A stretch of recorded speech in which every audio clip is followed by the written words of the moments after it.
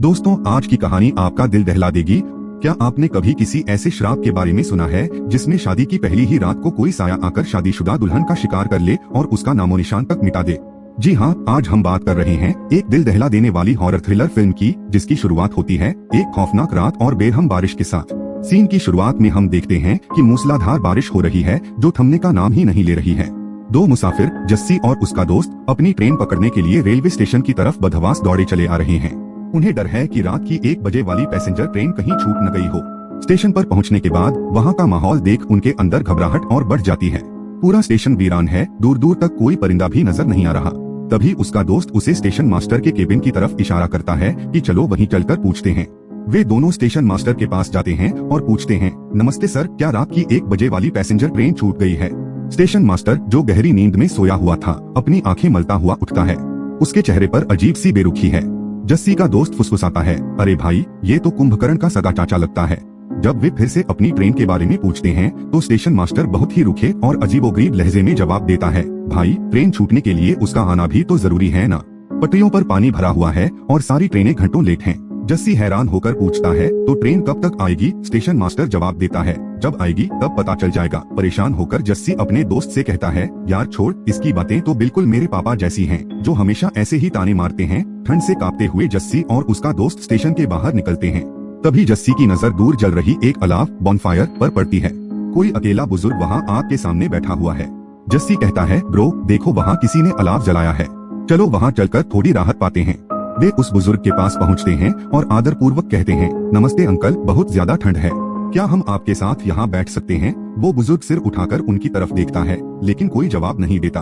उसके चेहरे पर एक अजीब सी रहस्यमय खामोशी है।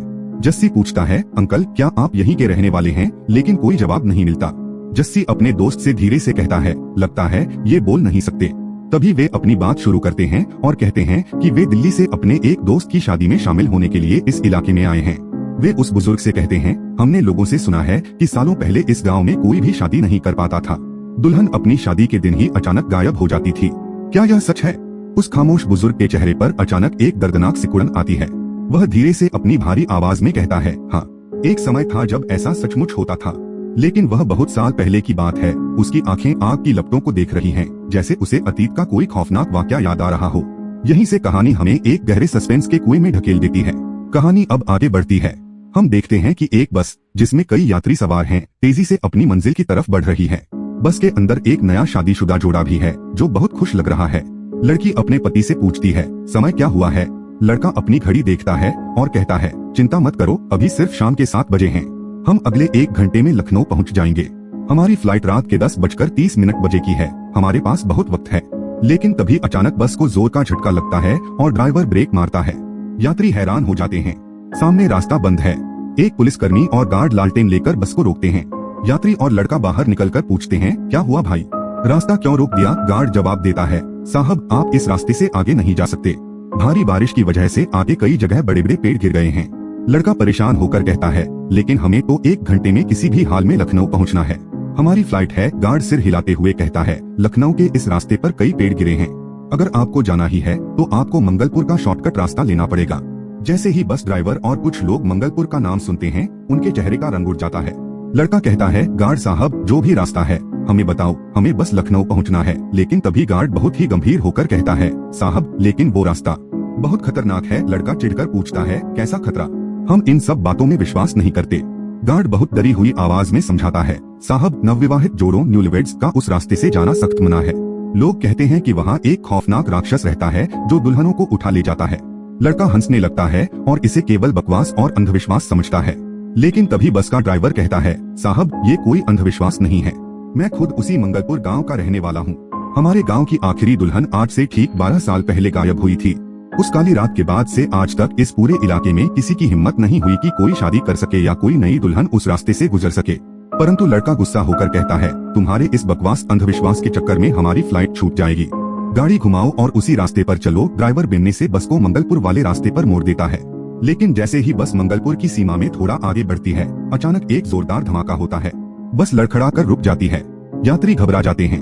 कंडक्टर बाहर जाकर देखता है और चिल्लाता है, अरे साहब, गाड़ी का टायर पंचर हो गया है। लखनऊ जाने वाले यात्रियों की किस्मत जैसे वहीं बंद हो जाती है। ड्राइवर कहता है, टायर बदलते बदलते काफी समय लग जाएगा, ठंड बहुत ज्यादा है, आप सब पास ही के एक ढाबे या सराय में जाकर बैठिए, मैं टायर बदलते ही आप सबको आवाज दे दूंगा। लड़का और उसकी नई नवेली दुल्हन ठंड से कांपते हुए पास के एक छोटे से ढाबे पर ठहरते हैं। वहाँ का माहौल बहुत ही वीरान और रहस्यमयी है।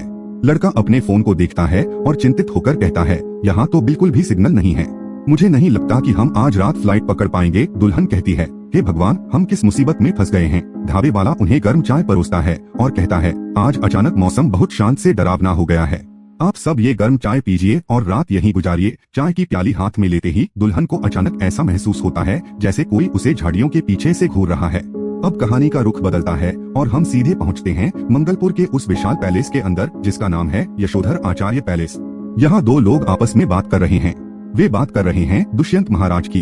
एक व्यक्ति कहता है, अब मुझे समझ में आया कि तुम बार बार क्यों कह रहे थे कि दुष्यंत महाराज किसी से मिलना नहीं चाहते थे। दूसरा व्यक्ति बताता है, हाँ, डॉक्टरों ने कहा था कि उन्हें एक भयानक और फैलने वाली संक्रामक बीमारी हो गई है, इसी वजह से वे पिछले 40 दिनों से अपने कमरे से बाहर नहीं निकले।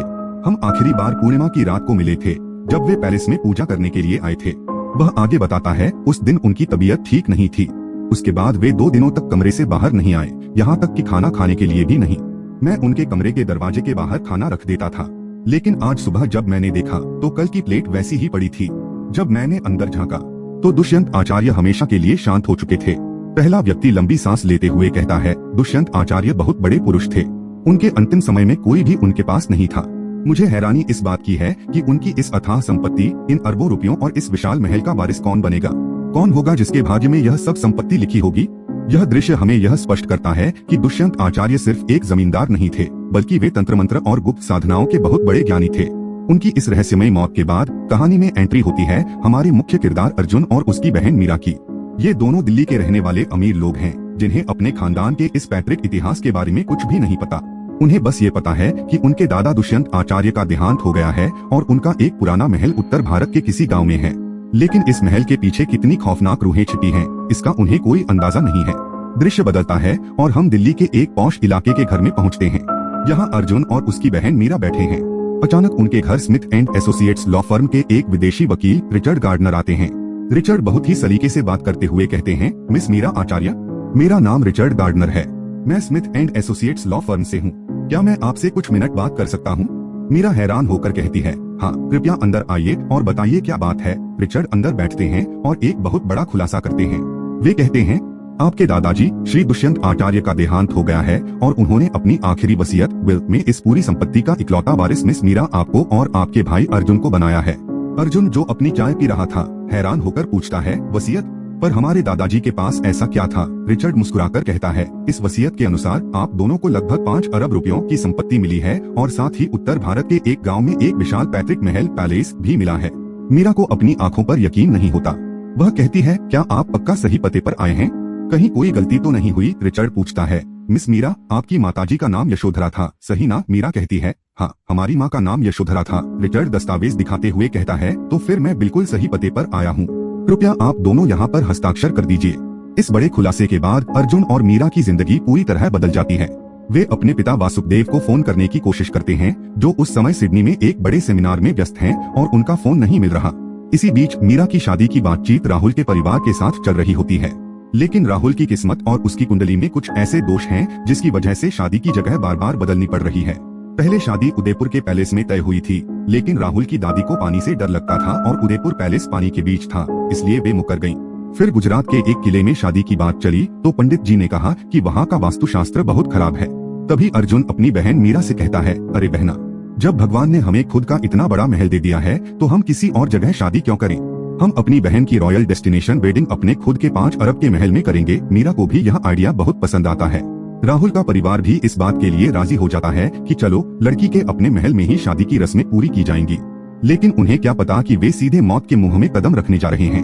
अर्जुन अपनी बहन की शादी की तैयारियां करने के लिए दिल्ली से सीधे मंगलपुर गाँव पहुँच जाता है। वहाँ उसकी मुलाकात पैलेस के मैनेजर शांताराम यादव से होती है। शांताराम उसे रेलवे स्टेशन से लेकर सीधे हवेली की तरफ बढ़ता है। रास्ते में वह अर्जुन को एक पुराना मंदिर दिखाता है और कहता है, छोटे राजा साहब, ये हमारे पूर्वजों का सबसे प्राचीन शिव मंदिर है, यहाँ मत्था टेकिए और महादेव का आशीर्वाद लीजिए। अर्जुन श्रद्धा से हाथ जोड़ता है और कहता है, हर हर महादेव। इसके बाद शांताराम उसे हवेली के मुख्य द्वार पर ले जाता है।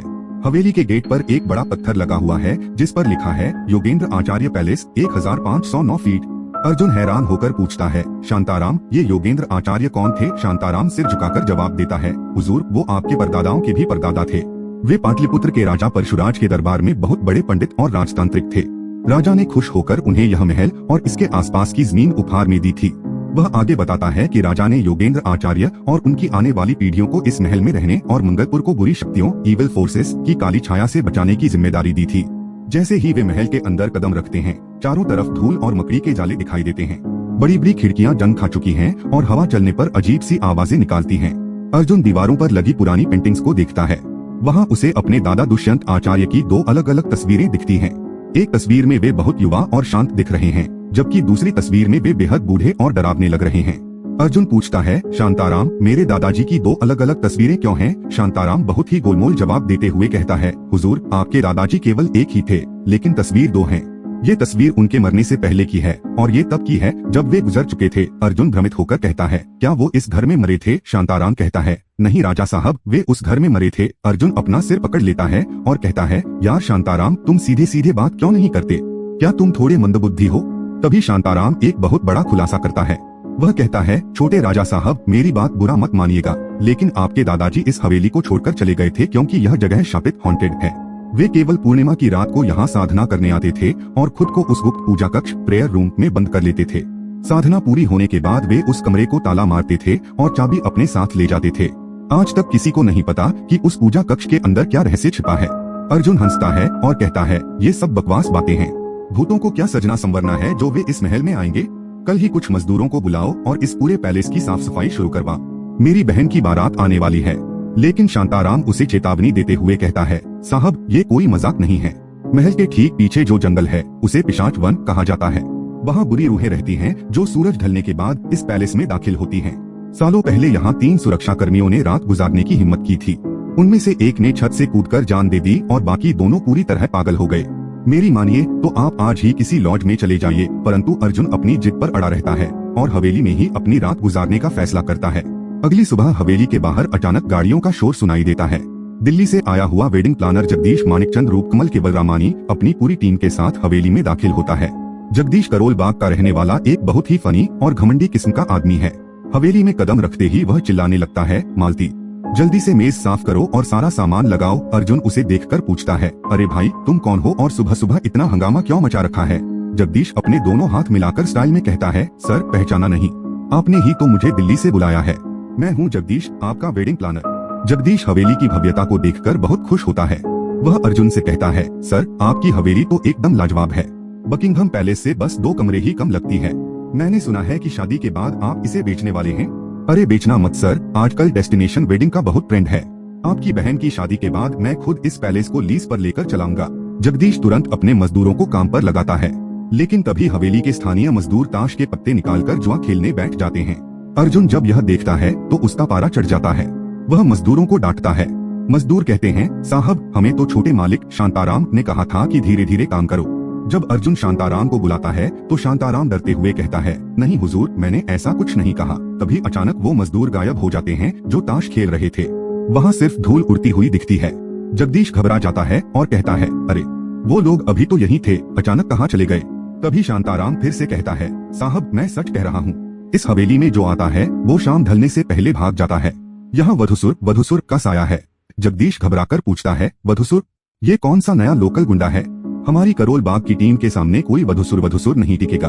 शांताराम गंभीर होकर कहता है, साहब वधुसुर कोई मामूली गुंडा नहीं बल्कि एक अमर और शक्तिशाली दैत्य डीमन है जिसकी कहानी सदियों पुरानी है। उसने पूरे मंगलपुर को अपने खौफ के पिंजरे में कैद कर रखा है। अर्जुन और जगदीश दोनों शांताराम की तरफ देखने लगते हैं क्योंकि वे अब वधुसुर की असली कहानी जानने के लिए उत्सुक हैं।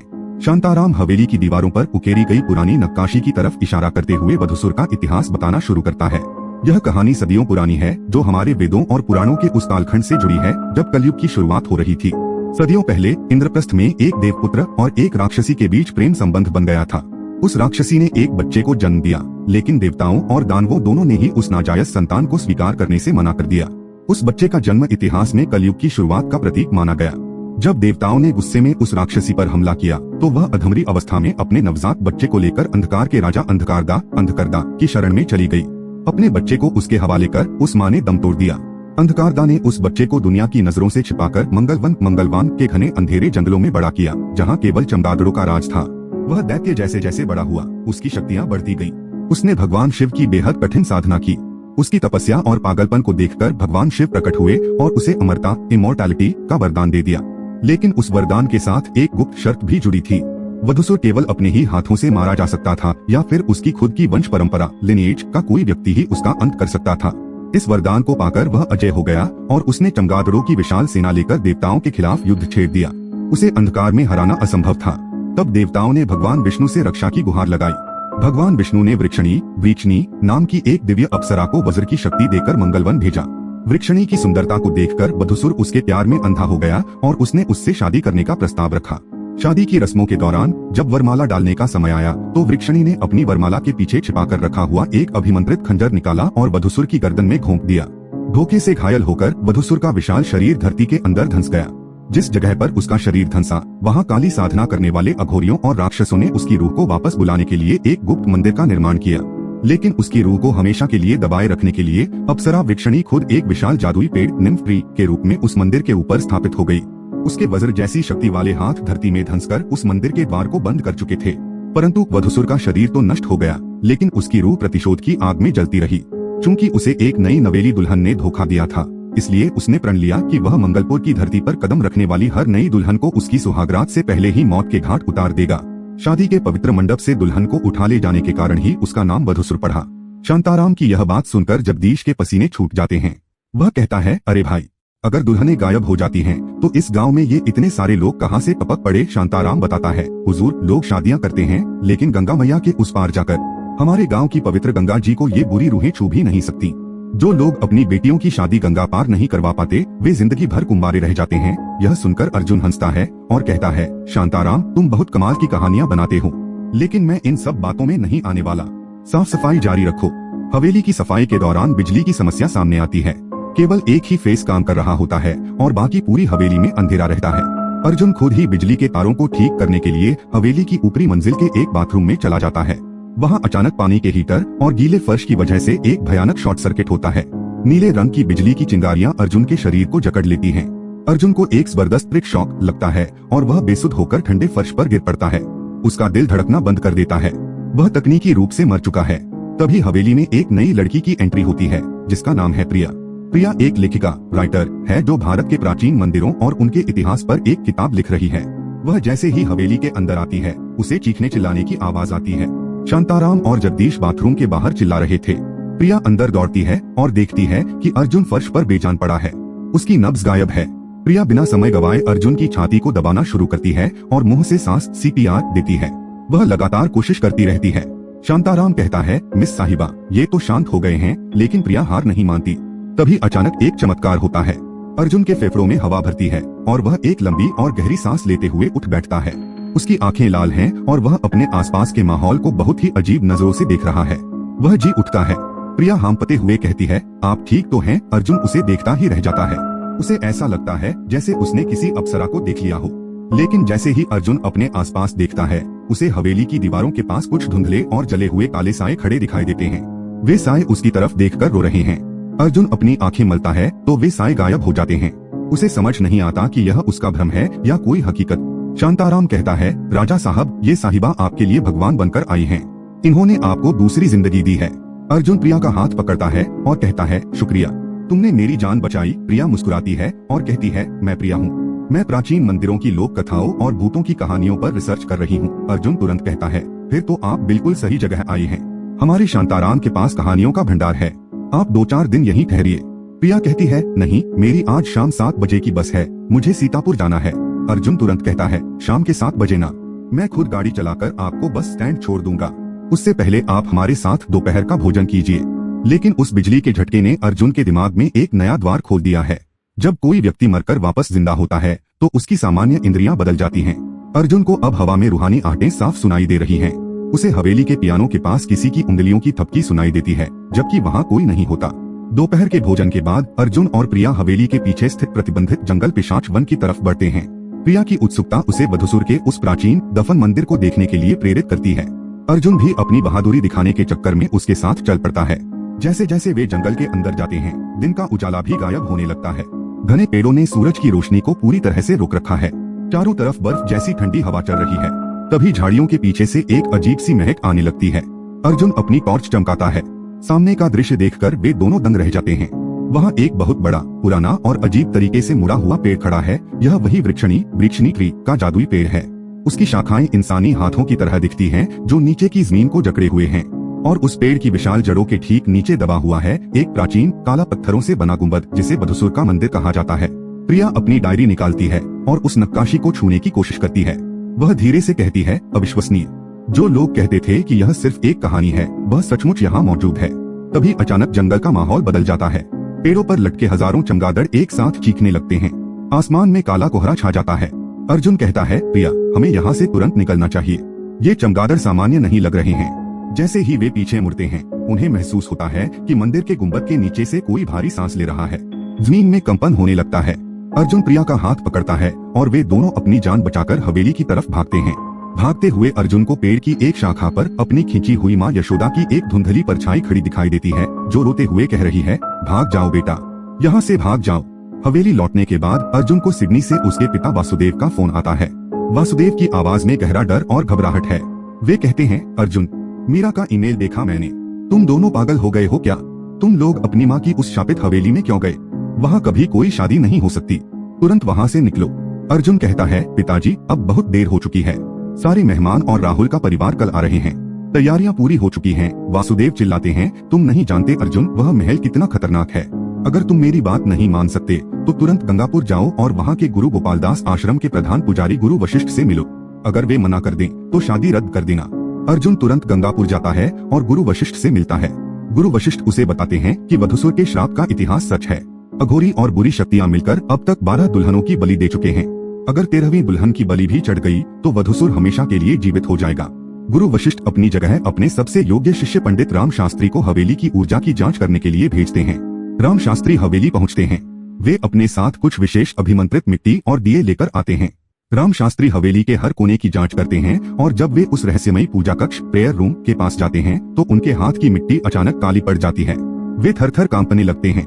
वे शांताराम से कहते हैं, इस कमरे के अंदर बहुत गहरा अंधेरा है। इस हवेली के हर कोने में दिए जला दो।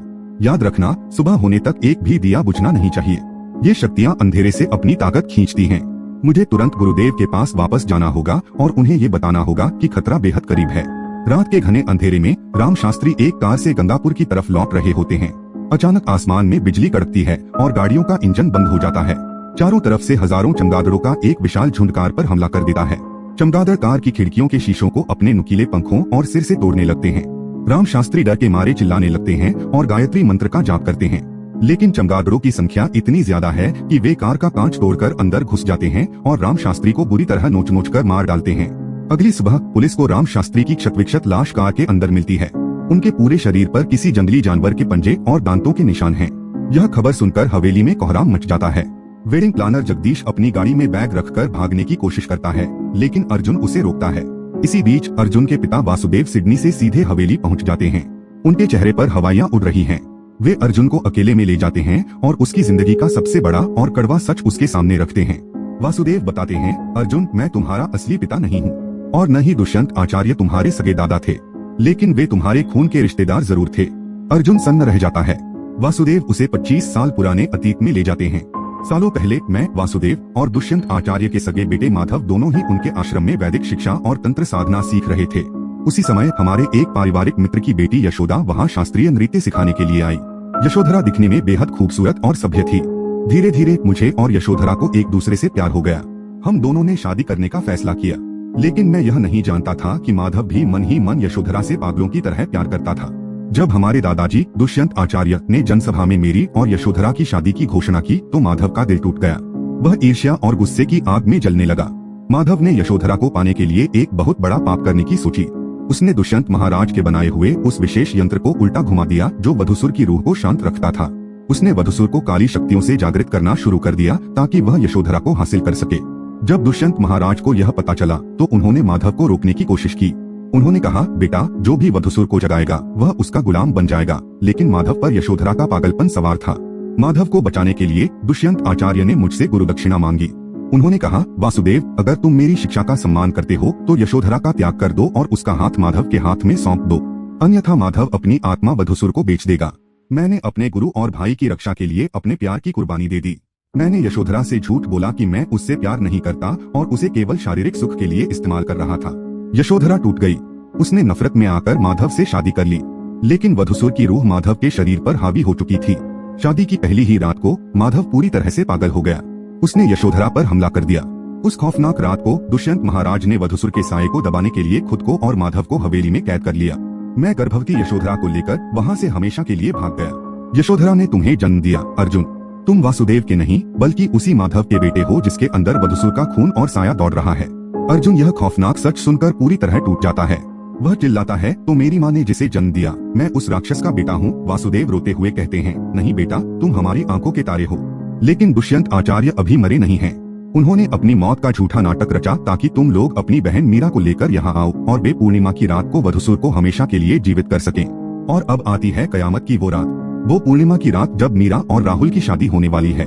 राहुल के परिवार का ज्योतिषी, जो वास्तव में दुष्यंत आचार्य का ही मोहरा है, जिद करता है कि शादी की रस्में रात को 8:30 बजे ही होंगी। अर्जुन और वासुदेव उन्हें बहुत समझाने की कोशिश करते हैं कि शादी दिन में कर लो, लेकिन वे नहीं मानते। जैसे ही रात के 8:30 बजते हैं, शादी की रस्में पूरी होती हैं। अर्जुन तुरंत अपनी बहन मीरा का हाथ पकड़ता है और उसे हवेली के एक सुरक्षित कमरे में ले जाता है। वह कहता है, मीरा, तुम इस कमरे के अंदर बंद रहो, कमरे की लाइट जलाकर रखना और जब तक तुम मेरी आवाज न सुनो दरवाजा मत खोलना। अर्जुन हवेली के जनरेटर रूम में राजू को बैठाता है और कहता है, कुछ भी हो जाए बिजली जानी नहीं चाहिए। लेकिन तभी अचानक प्रकृति अपना रौद्र रूप दिखाती है। एक भयानक चक्रवात और आंधी हवेली पर धावा बोल देती है। हवेली की खिड़कियों के कांच टूट टूट कर गिरने लगते हैं। अचानक जनरेटर रूम से राजू की चीख सुनाई देती है। जनरेटर बंद हो जाता है और पूरी हवेली घनघोर अंधेरे में डूब जाती है। जगदीश और बाकी मेहमान डर के मारे कमरों में बंद हो जाते हैं। अर्जुन टॉर्च लेकर मीरा के कमरे की तरफ भागता है, लेकिन कमरे का दरवाजा पहले से खुला हुआ है। अंदर की लाइट बुझ चुकी है। अर्जुन चीखता है, मीरा, मीरा, लेकिन कमरे में केवल चमगादड़ों का कोहराम मचा है। खिड़की टूटी हुई है और फर्श पर खून की बूंदें गिरी हैं। वधुसुर का साया मीरा को उठाकर पिशाच वन के उस प्राचीन मंदिर की तरफ ले जा चुका है, जहाँ उसकी अंतिम बलि दी जानी है। जंगल के बीचों बीच बने उस प्राचीन मंदिर में चारों तरफ मशालें जल रही हैं। अघोरी तांत्रिक अजीबोगरीब मुद्रा में मंत्रों का जाप कर रहे हैं। वेदी पर मीरा बेहोश पड़ी है। वहाँ खड़ा है दुष्यंत आचार्य। वह अपने हाथ में एक चमकता हुआ खंजर लिए खड़ा है। उसके ठीक बगल में हवा में एक भयानक काली परछाई तैर रही है। यह माधव की रूह है, जो पूरी तरह से वधुसुर के नियंत्रण में है। दुष्यंत आचार्य चिल्लाता है, आज कलयुग की आखिरी पूर्णिमा की रात है। आज इस 13वीं दुल्हन की बलि चढ़ेगी और मेरा बेटा माधव हमेशा के लिए इस अभिशाप से मुक्त होकर वधुसुर का अमर अवतार बन जाएगा।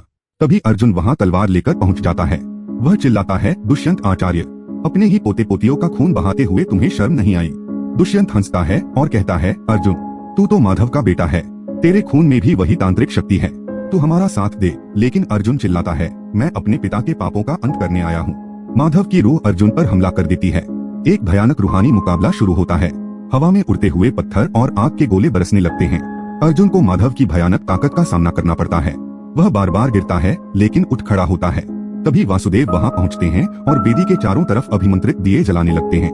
जैसे ही रोशनी फैलती है, वधुसुर की शक्ति कमजोर होने लगती है। अर्जुन उस अभिमंत्रित खंजर को उठाता है, जो सदियों पहले अप्सरा वृक्षणी ने इस्तेमाल किया था।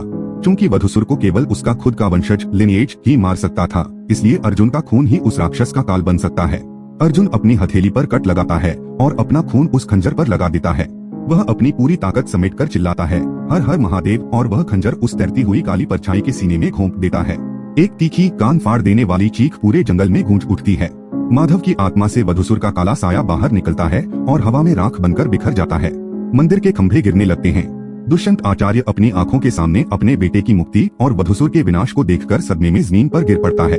उसका घमंड और उसकी साधना हमेशा के लिए चकनाचूर हो जाती है। सुबह का सूरज उगता है। रात का वो खौफनाक तूफान हमेशा के लिए थम चुका है। हवेली में फिर से उजाला फैल चुका है। मीरा पूरी तरह से सुरक्षित है और राहुल के साथ उसकी शादी की रस्में शांति से पूरी हो चुकी हैं। लेकिन कहानी का सबसे बड़ा और चौंकाने वाला ट्विस्ट, द फाइनल ट्विस्ट, अभी आना बाकी है। गंगा नदी के किनारे अर्जुन और प्रिया अपनी आखिरी मुलाकात के लिए खड़े हैं। अर्जुन प्रिया की तरफ प्यार भरी नजरों से देखता है। वह घुटनों पर बैठता है और कहता है, प्रिया, तुमने मेरी जान बचाई और हम दोनों ने मिलकर इस हवेली के राक्षस का अंत किया। क्या तुम मुझसे शादी करोगी? प्रिया की आंखों में आंसू आ जाते हैं। वह बहुत ही दर्दनाक तरीके से मुस्कुराती है और कहती है, अर्जुन, मैं तुमसे झूठ नहीं बोलना चाहती थी। मैं कोई मंदिरों पर रिसर्च करने वाली लेखिका नहीं हूँ। अर्जुन हैरान होकर पूछता है, तो तुम कौन हो? प्रिया अपनी जेब से एक पुरानी तस्वीर निकालती है। उस तस्वीर में दो जुड़वा लड़कियां खड़ी हैं जो बिल्कुल एक जैसी दिखती हैं। प्रिया कहती है, ये मेरी जुड़वा बहन चित्रा है। आज से ठीक 12 साल पहले जिसकी नई नई शादी हुई थी और वह इसी रास्ते से लखनऊ जा रही थी। वधूसुर ने उसका अपहरण कर लिया था और उसका शरीर कभी नहीं मिला। मैं यहाँ किसी किताब के लिए नहीं बल्कि अपनी बहन की मौत का सच पता करने आई थी। वह आगे कहती है, और अर्जुन, काश मैं तुम्हारी इस मासूम मोहब्बत को स्वीकार कर पाती, लेकिन मैं पहले से ही शादीशुदा हूँ। मेरा एक परिवार है। मुझे अपनी बहन का सच मिल गया है और अब मुझे वापस जाना होगा। प्रिया अर्जुन के गाल को छूती है और कहती है, अलविदा अर्जुन, अपना ख्याल रखना। वह धीरे धीरे सुबह की धुंध में विलीन हो जाती है। अर्जुन नम आंखों से उसे जाते हुए देखता है। तभी वासुदेव उसके कंधे पर हाथ रखते हैं और कहते हैं, बेटा, जो होना था वो हो गया, लेकिन हमारे पूर्वजों के पापों का तर्पण अभी बाकी है। कहानी का अंत होता है इस राज के साथ कि अर्जुन वापस अपनी अमीर जिंदगी जीने दिल्ली या लंदन नहीं जाता। वह उसी शापित हवेली में रुक जाता है। चूंकि उसे बिजली के झटके के बाद भूतों को देखने की शक्ति मिल चुकी थी, इसलिए वह हर साल पूर्णिमा की रात को अपने पिता माधव आचार्य की रूह की शांति के लिए विशेष श्राद्ध और तांत्रिक क्रियाएं करता है ताकि उनके गुनाहों का प्रायश्चित हो सके। तो दोस्तों, ये थी आज की दिल दहला देने वाली हॉरर सस्पेंस कहानी। आपको ये रोंगटे खड़े कर देने वाला सफर कैसा लगा? क्या अर्जुन ने अपनी प्रेमिका प्रिया को जाने देकर सही किया? अपनी राय कमेंट सेक्शन में जरूर लिखें। अगर वीडियो पसंद आया हो तो चैनल को सब्सक्राइब करना और बेल आइकन दबाना बिल्कुल न भूलें। मिलते हैं जल्द ही एक और सनसनीखेज फिल्म कहानी के साथ। तब तक के लिए अलविदा और सावधान रहें।